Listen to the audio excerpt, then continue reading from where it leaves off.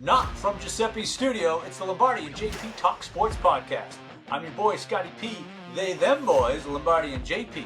What an epic battle between two championship-level teams. I was so entertained, and I felt so lucky to watch professional athletes playing at the top of their games over the last 2 weeks. Congratulations to both the Blue Jays and the Dodgers for one of the best World Series ever played. Unfortunately, we have to talk about the Cowboys and Cardinals who played on Monday Night Football this week. Here we go. Good evening, gentlemen. How are we doing? Joe, Mr. Lombardi, welcome back. Thank you. Yeah, I will do my. I'm going to warn everybody right now. We got delayed out of DFW. A lot of traffic coming home on the Mass Pike. So I'm going to do my best to give my perspective of this recap shortly in the near future. Well, you were there I'm doing awful. in person. Yeah. And you're doing not so well, JP? I'm doing awful. Yeah. This is rough. This is rough. We felt this before. It is it's deja vu all over again. Same thing, different season. Yeah. I will tell you though that I'm very fortunate and can't wait to share some of the stories. Spending a little time with Jerry Jones myself and hooking up with Stephen A.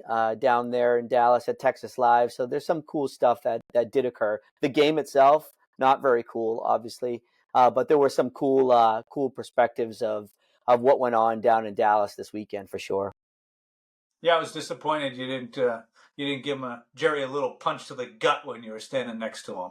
He's got a lot of security personnel, I will tell you that. And or just a little nut tap, just to make him. Would have been really easy for me to lose my tickets and you not to be there on November 22nd that's right. for sure. So yeah, but for 30 years, I think it would have been worth it.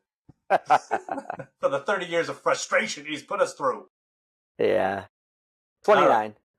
Well, JP, what do we got for headlines this week? Trade deadline, right? So Jerry Jones hinted on Monday afternoon that on Stephen A's talk show on Sirius XM that he's going to make a blockbuster trade, a trade that's going to be in history like the Deion Sanders trade. And today on Monday, we figured out what the trade was, or Tuesday, what the trade was. And the trade was for Quinton Williams from the Jets. We gave up a second round 2006 second round pick and then 2027 first round pick to the Jets with Mozzie Smith.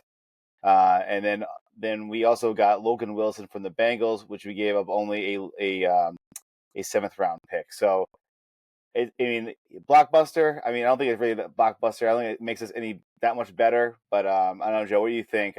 These are the moves that Jerry Jones said that is going to change our season. I don't feel that way. Yeah, JP, I number one, thank you for giving our fans the highlight of what had occurred. I'm glad we're going to talk about that a little bit because here's the deal.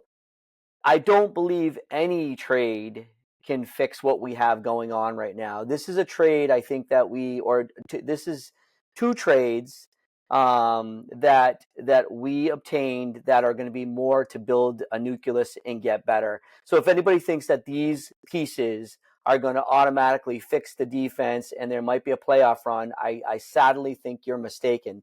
This is a situation where this 27-year-old kid in Quinton, I think, is a three-time Pro Bowler. He's 27 years old. He's somebody that we can build a nucleus around. We've got him signed for a couple of years now, and I think what we're doing is we're trying to rebuild as opposed to think that these trades are going to automatically you're going to see a big difference in our defense, JP. Until Eberflus is fired, I don't think we're ever going to improve. I think his team just sucks. It doesn't work for this team at all. We have no safeties. We have no secondary help. Bland looked completely lost out there this week, and we bring in a defensive lineman that we traded for Kenny Clark with the Parsons deal. What's going on with Osa? What's going on? We get rid of Mozzie Smith, a first round draft pick that Jerry selected for Michigan. Again, we needed an edge rusher. We didn't need a defensive lineman in my mind with Osa and Kenny Clark at the middle. What's going to happen with those guys? Are they going to go on rotation now? Izaraku looked really good last week with some sacks. He's definitely improving every week, but he's not a Parsons. He's not a TJ Watt. He's not at that level. And why we don't go after a safety? Why don't we go after Sauce Gardner? He went to the Colts with 2 first rounders. I know it's a lot to give up on for a Sauce Gardner, but he's still young. He's still in his prime. He could be an instant help for this defense. Justin Yeah, Simmons, we talk about this week after week after week. He's still a free agent on the waiver wire, waiting to be signed by somebody. Why don't we take a flyer on that guy? We too keep saying much, this. too much on Sauce, JP. Too much on Sauce. You're I going to give like up two Sauce. first. I know you do, and you've mentioned it on the show before, but he's not worth the 2 first rounds. And I'm going to be honest with you. Right now, Jerry Jones actually did really well with this. We got Logan. What's his name? I'm losing Wilson. my mind. Logan Wilson. Okay, he's legit. He's legit, and he's going to be okay. And here's the deal: we gave up a 7th round pick for him. That's not bad. So here's the first thing: we gave up a 7th round pick. There was no risk. That was a great pickup. And this kid that we're bringing in, he's 27 years old. He's the face of the Jets, or was the face of the Jets. He's a 3-time Pro Bowler, and we gave up a 1st and a 2nd round. I don't think we did that bad, and we still have those picks. So like I said before, you got to look at the bigger picture over here. Blowing draft picks for Sauce Gardner because you want something I want something to happen this year too. We're wasting our offense away. Now, obviously, they sucked this week, but we do have one of the best offenses in the league, and what you're missing is that it's not going to happen this year, Cowboy fans. The Logan Wilson was no risk. So a 7th-round pick, sure, that's fine. But keep in mind, this kid got benched on the worst defense in the league. They're worse than the Cowboys. They're 32nd in the league. We're 31st. He got benched in on that Bengals team that can't tackle. So what does that tell you? I know we had no risk. It's fine. He's probably better than what we have on the field right now. Better than Kenneth Murray. Better than the James kid that we brought up from the practice squad. Obviously, we're going into a bye week, and we're 3-5-1. It's an embarrassment. We lost 2 in a row in an embarrassing fashion. We got creamed. I gotta say something. I know we're gonna get into it, but I gotta say something. Watching it on TV of what happened in Denver, I didn't realize how bad it was to watch it live in person when we're not even making contact with our defense is not even touching anybody between 5 to 8 yards.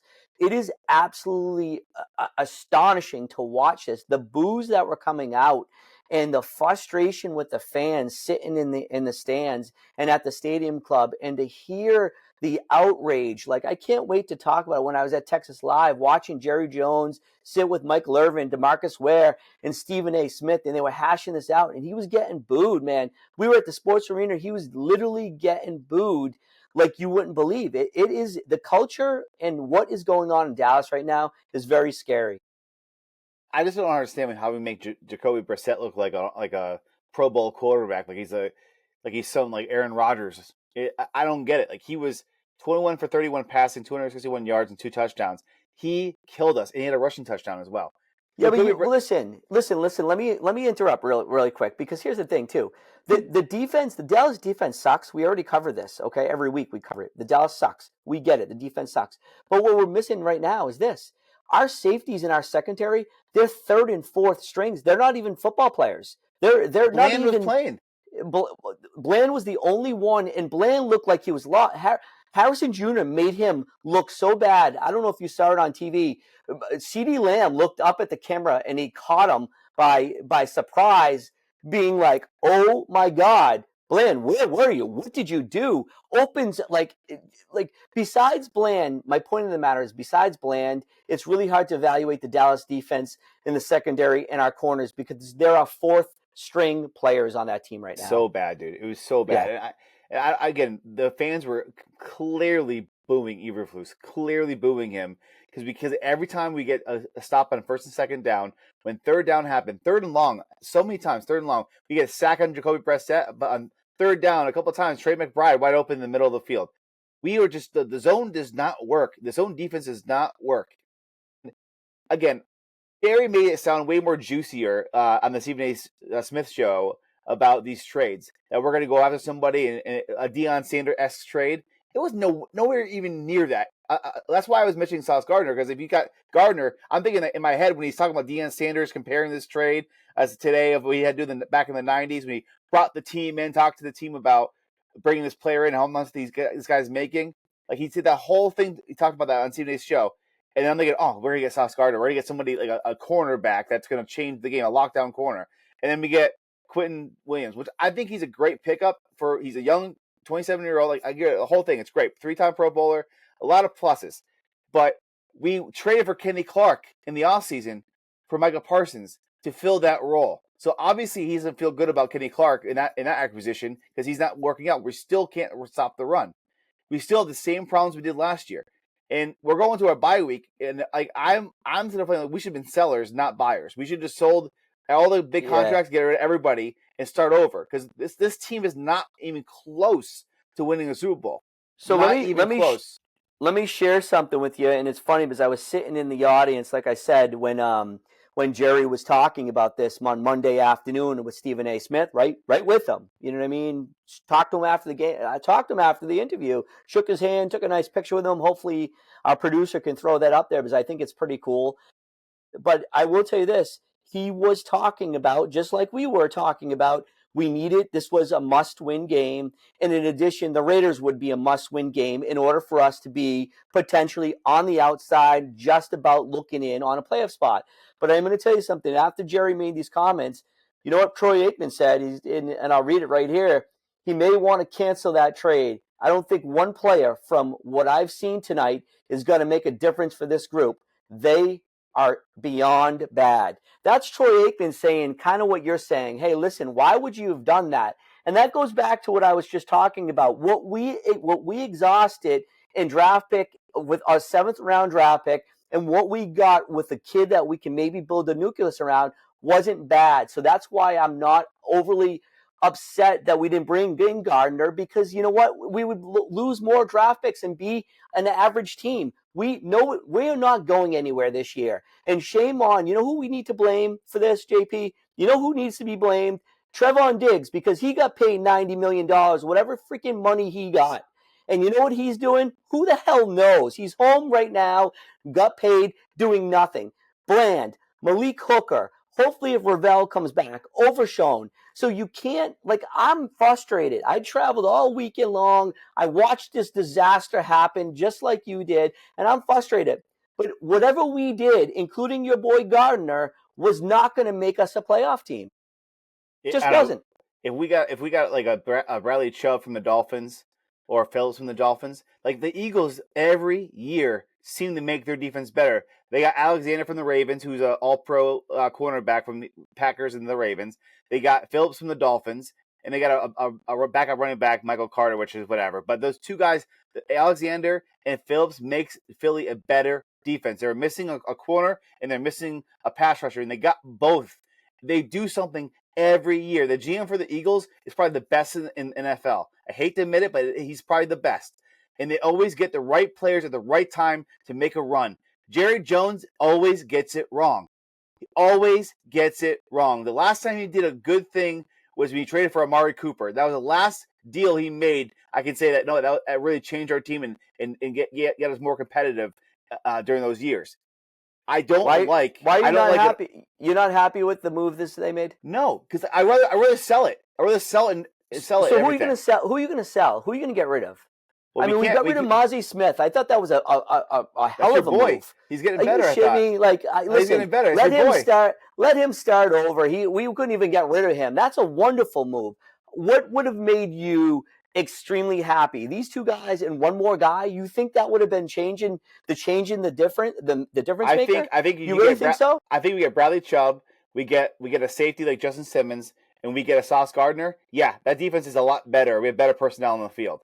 100%, because Diggs is not going to come back this year.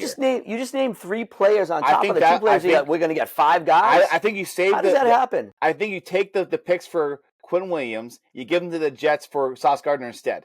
I rather give up 2 picks for him with Bradley Chubb or Phillips. I don't care either one. Any pass rusher we can get.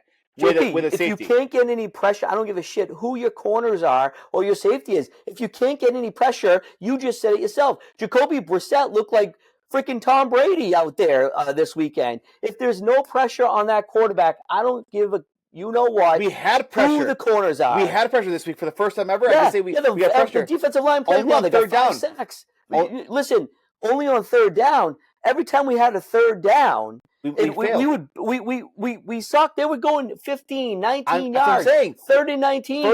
First and second down, we would get stops. We get sacks, whatever. But on 3rd down, 3rd and long, they get it every single time. Harrison, Trey McBride, whoever it is, they always get a 1st down. I don't get it. What are we doing on 3rd downs that we can't get off the field? It happens every single week. That's what I'm saying. I would rather sell it now and then try to build it in the offseason. You're killing me. You want to sell it now, but you want them to bring in these 3 other guys. They brought the right pieces. They didn't bring the right pieces. Logan Wilson's not going to be a difference maker. He's a quality linebacker, but he's not going to be a difference maker. Bradley Chubb would be a difference maker. Listen, the middle linebacker position is so bad. We don't even have a linebacker, I don't think, right now. Who the hell is playing linebacker for the Dallas Cowboys? I couldn't even tell you. Big deal. That's my point. That's my point. So at least this kid, Logan Wilson, is going to come in and maybe do something. Like maybe he got benched by the Bengals. He got benched by the Bengals. Now I get it. No risk. We have him for 2 years on the 7th round pick. No Nothing. risk. It was free. Risk. He was free. He's not a difference maker. Jerry Jones said it's going to be. We have 3 trades in the making. 1 for sure, and then 2 other trades they're trying to get locked down. And they're going to be good trades that help our team win.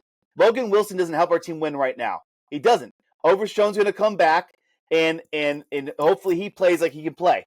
But Quinton Williams is the only big deal that we got in this trade deadline, and we already have Kenny Clark. So the thing is, you gotta hope that some of these guys get back.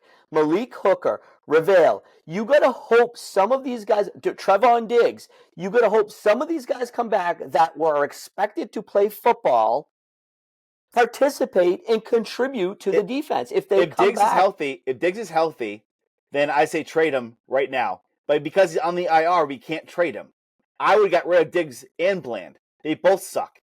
Bland just got a $90 million. Scotty, can you do me one favor? Please find out how much we spent on Bland. I'm going to guess $90 million. I think we signed him for a $90 million contract. What are you going to get rid of him? Yes. We just spent. Who's going to pick him up for $90 million? 4-year, $92 million contract. All right, so I was off $2 million. Not bad, right? $90 million, man. Like he ain't worth it. You didn't say that when he led the league with seven pick sixes. Was it? He was the best player in the world. Was it 10 years ago? Yeah, when your boy Dan Quinn had Trevon Diggs and Bland, and they were the best defense in the world, and I never said any of this. They got the same defense. I mean, never said any of this. Never said any of this. Listen, all I'm saying is that you're telling me what I would do. I'm telling you who I would sell. Bland, Diggs for sure. Mozzie Smith, thank God he's out of here. I would get rid of Tyler Guyton. I would get all those guys. They suck. They completely suck. Yeah, I agree. And our offensive line, Cooper Beebe came back this week, and we still give up 5 sacks. So our line's fully healthy. We got Steele, Tyler Smith, Beebe. We have Tyler Booker, and then we have Tyler Guyton. All the guys, all those guys are there. All 5 guys are there, and we still give up 5 sacks. Dak was running for his life, and that's not a good sign. Josh Sweat and Calais Campbell had 2 sacks each on Dak. Yeah. I don't feel good about the offensive line either. Yeah, well, listen. The offense. Let's go to the offense for one moment. This was by far the worst game of the season on all 3 levels. There was absolutely no the word of the day. There was no complimentary football whatsoever. Special teams, great block punt. Okay, give it to them. Touchdown 6. Yes, hats off to them. But we played so bad on all levels, and the coaching, including Shoddy, was shitty. Shoddy was shitty. Eberflus is always awful. But what I'm trying to tell you is that this was probably by far one of the worst games the Dallas Cowboys have played in many years. I'm going to say many years on all levels. It reminded me of the Bears game a little bit because the fumbles and turnovers just can't happen when you're down. Like when Ferguson fumbled the ball, then we had Javonte Williams fumble the ball when we're making a run.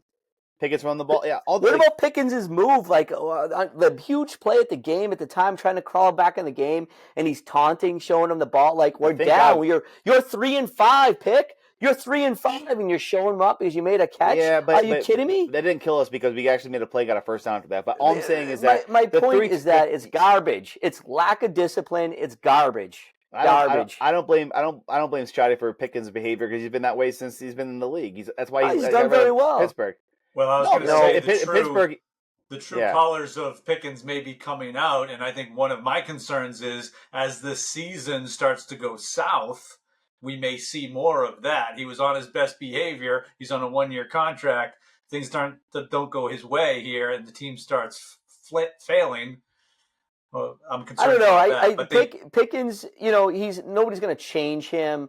He's reeled it in really well, and he's playing really a high level. He loves playing with Dak. He's made mention to it. Michael Irvin's come out and said, "Hey, don't be," or Des Bryant, one of the other, has come out and said, "Hey, you and CD need to go to the Hall of Fame together and make things happen." He's generally happy. He's just stupid. He got involved and he got emotionally invested, and it happens. I get it. I'm not going to say, "Hey, get rid of him. He's a bad egg." But my point is that you're 3-5 at the time, or whatever we were, 3-4, and you're playing like that. You have penalties galore, penalties after penalties. You have dumb moves on the defensive end. There are people floating around in space all day long. It was just so bad. I don't even know how to explain how bad it was to watch this live. So it was so bad. You keep missing that we're 3-5-1. We keep forgetting that tie. We're 3-5-1. Anyway, we were there for that tie. Jesus. All I'm saying is that, again, like, this isn't splashy. Jerry Jones is full of shit. He does it every single year. Tries to make it interesting in the media, and it's the same shit to try to buy the Cowboys fans in every single year. Now, we're the idiots because we're going to be going again in a couple of weeks. Sky's going to be going. I'm going to be going another game. Like, here we are spending all our money going to Jerry World and just to fucking deal with this tragedy of this team. F-bomb. I hear you. Whatever. Edit it out, Nate. All I'm saying is that it's one of those things where every stinking year for 30 years we've been promised that we're going to be a championship caliber team, and we never do it. We never do it. So let me share something with the listeners, because I think this is pretty cool, and it's piggybacks up on what you just said for 29 years. It was actually cool. First of all, I didn't realize how much Stephen A. Smith is lack of courage when I'll use that, lack of courage when he's in Jerry Jones's face, and how soft he is with Jerry, as opposed to First Take when he's giving it to the Cowboys and the Cowboy fans. Different tune, by the way, watching him live. But he did bring up a couple interesting facts, and I think it's important to bring out here. He asked about the culture, and DeMarcus Ware was sitting with them, and Michael Irvin, the playmaker, was sitting there too. And one of the big questions that I thought was pretty interesting was, "Hey, Jerry, when you had guys like this," and he pointed to Ware, and he pointed to Irvin, and he said, "When you had guys like this, do you have guys in that locker room that have the heart that these guys did, that the want to win? Do you have guys there?" He called them out, and that's a pretty tough question if you listen to it, because what is Jerry supposed to say? If he says no, then he called out his team in the locker room before Monday Night Football, and if he says yes, then you wonder why they suck, right? So he's in this hard place or whatever, and he twisted the story, and believe it or not, if you listen to this, listen to a live or record it, he brought up Micah Parsons. And it was kind of funny when he said that. He twisted it, and he said, on the hottest day in Texas, August day in Texas, he looked at Irvin, he looked at Ware. He said, "You would have never seen these guys laying on a training table at a game time." In other words, their heart, and their drive to win, and you could see Ware and Irvin wearing it on their sleeves. There was a different mentality there. And the point of the story was this: Jerry, have you made this complex, Jerry World, too nice for them? Are they too comfortable? And that was the question. I'm just saying that you just told everybody that I was right a couple weeks ago when we talked about we take the 90s Cowboys versus today's Cowboys. 110% you taking today 90s Cowboys over today's Cowboys. And I love how you just kind of set yourself up for that. That's what happened. That's just what happened. I said our offense is just as good. No, it's not. Not even close. That's what I said. Not even close. Not even close. Not even close. We're not going back to last week's show, but that's what I said. No, I'm just it was 2 weeks ago, but it's all right. All I'm saying, the point was these guys that are in this locker room, these like the Mike Parsons with all these distractions with the podcast he does, everything else, is not what it was back in the 90s. So again, it's kind of apples and oranges a little bit because these kids' mindsets are so different today. But the thing is, for me, I think Parsons was committed to this team. I think he is a top pass rusher in the league. He's a rare talent in the NFL, and we gave up him for two first round picks in Kenny Clark. And Kenny Clark, like Jerry promised, he's going to help stop the run. we're still almost dead last in stopping the run. Nothing changed. Now we're getting Quinton Williams. I hope he does help stop the run, but we still have to stop the pass on third down. I don't think it's going to happen. We're in the same spot we were a week ago. You don't want to focus. You don't want to focus. I'm not saying we're not in the same spot. You don't want to focus on the bigger picture. Keep Kenny Clark. This is gone. And Quinton Williams for next year. No, Kenny Clark. We sent Osa to extension too. Osha got a lot of money. Osa got a lot of money too. So then we have three. He'll work inside with Quinn. He sucks. He'll be fine. Listen, you keep on missing it. The deal with these deals is not about just this year. I want it too, brother. I want instant gratification, and I want to be a playoff team this year. But it's just not in the cards. These deals are bigger. We're hoping to do something in the draft. We're hoping to build a nucleus around Quinton, and that's what we're doing. We didn't go and try to win this year. We've been promised every year that it's going to change, and we're building a culture, building a dynasty. We're not even close.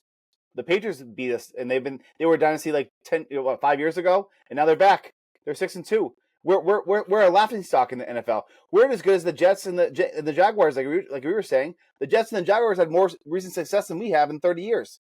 At least they went to a conference championship game. We haven't been there in 30 years. It's insane.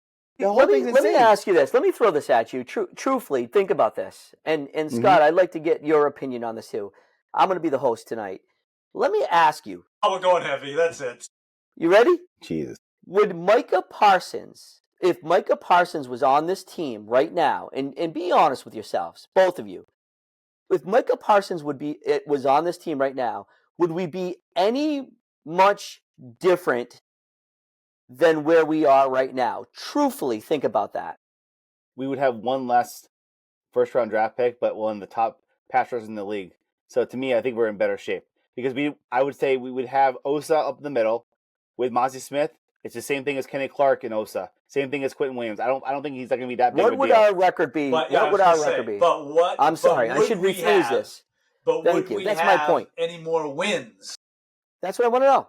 That's my question. I don't know. Our defense is so bad with that scheme. So that's why I'm trying to tell you that I never argue that Micah Parsons is not one of the top 2 or 3 pass rushers, and he's unbelievable. I'm not arguing that. I'm just telling you that just maybe getting rid of him and rebuilding or refocusing on a nucleus is a better thing than if we had Micah Parsons today. Because I would tell you something right now, if Micah Parsons was on the team, I don't think we have any more wins. Micah Parsons can't do it alone. Scotty. Okay, but Jerry, get over it. The point of that story that you just told, him up on the stage with Stephen A., the point of the story is Jerry can't let it go. He knows that the fans, I don't want to say hate him, but made the wrong decision letting Micah go. They're against him for letting him go, and he can't he keeps bringing back. That it was an unsolicited, unnecessary, there was no reason to take a shot at Micah there. You got the playmaker, you got DeMarcus Ware up there. There's no reason at all to bring in Micah into the conversation, but Jerry has to. He can't resist it. Yeah. No, and you're right. And actually, Stephen A., if you heard Stephen A. speak about it, he actually sided with Jerry on this one because here's the deal. Everybody loves when you're a Cowboy to stir it up, right? We want to stir things up, right? Guess what Micah has said? Does he even have a podcast anymore in Green Bay? You don't hear about it, do you? He's been awfully quiet. Nobody cares. And the other thing that I'm going to point out, and this is a valid point by Stephen A. Smith. When Jerry came out and said, Micah told me, don't pick up my phone, don't call me or whatever, shove your phone up your you know what, or whatever he said. Guess what? Jerry was honest, I think, about that story. And guess what happened? Micah never commented on it because Micah wanted his $46 million. Jerry was going to give him 41, and guess what happened? They both are A personalities. They butted heads, and Jerry said, I'm going to win this one. And that's what happened. But Micah, don't kid yourself, Micah could have been a Cowboy for the rest of his life for $41 million. So, I don't know. I don't know how much you blame Jerry for this. Yeah, no, and we've talked about Jerry that. Jerry handled it so wrong. He didn't go through the agent. He did everything the wrong way. That's not how it works in today's NFL. It's totally Jerry's fault. he caused this rift between Micah and him, how he handled it with not going to his agent, trying to do a back-end deal with a player directly. Maybe you could do that in the 90s and the 80s. You can't do that in 2025. That's not how it works. David Magula, the agent, was pissed off, obviously, in defending his client, and that's what pushed Parsons away from Dallas. It's totally on Jerry Jones, and he is not. I agree with Scotty. He is not over it. He keeps calling it out like an ex-girlfriend, like he has remorse about letting go Parsons. I don't like it. It's dumb. I still am so fired up because I want him. I would like to have him back. I know you got the first round picks. We gave one of those up to the Jets. Quinton Williams. No, Parsons, we didn't. No, we didn't. Focus. The first round pick is the number 14 pick, and that wasn't even the picks that we got from the Packers. Fine, doesn't matter. But you're missing the point again. One of the two. No, we still have. For the same guy we got with Kenny Clark. You're killing me. Focus. Right. We still have the 2 picks. We gave up our first round pick for next season. We still have those picks in 2 years. 4 first round picks in 2 years. We give up 1 to get Quinton Williams in the second round to get him, right? All I'm saying is that I'd rather have Parsons and not have Quinton Williams. You can't have Parsons. Pick. It's over. You and Jerry should get together. You're asking my opinion. I'm saying my opinion. The ex-girlfriend is gone. Okay. All right. Great conversation, guys. We are out of time, man. Speaking of picks, we're only going to do our 1 pick because we are that full. What a great show. Good discussion following a bad game, unfortunately. But all right, let's do 1 pick. Well, let's see. The Cowboys aren't playing, so they're going into their bye week. We'll be back again. The Cowboys will still lose the bye week. they'll find a way, somehow lose on their bye week. Well, let me take this quick moment here to thank everybody for tuning in and remind you guys that whether you're listening or watching, you can find the Lombardi and JP Talk Sports podcast anywhere and everywhere you find your favorite podcast. So please subscribe, like, and follow us. We are here every week. And then also the Lombardi and JP Talk Sports podcast is powered by Lee Creative Media. Ready to make your brand unforgettable? At Lee Creative Media, LLC, we create scroll-stopping, stunning photography, high-impact video, and bold social media that gets results. Lee Creative Media, where your story gets seen. All right, well, like I said, we are out of time, unfortunately, but I want to thank both of you guys for your heated remote our first real remote podcast here because Joe was traveling and everybody was in different places. We weren't able to get in the studio, but as you can see, Joe's there. So our first remote podcast, I think it went well, but I can tell I don't have as much control as I do when I'm in the studio. I can't wrangle you guys up. It's kind of nice. It's kind of nice. Yeah, you guys like it. I like it. It's driving me crazy. All right. So with that, I will simply say that I'll refer to myself in the third person. Scotty P made a move this last week on our picks, and I was down 4, I think, and then 3, and then 2, and now I'm even with JP, and Lombardi is somewhere back there behind us, hoping to make a run here in the second half of the season. Yeah. Very good. All Thanks, guys. Game on, Scotty. All right, well, hey, thank you for Lombardi, JP. I'm Scotty P. That's the Lombardi and JP Talk Sports Podcast for this week. Thanks for tuning in. Join the conversation and peace out.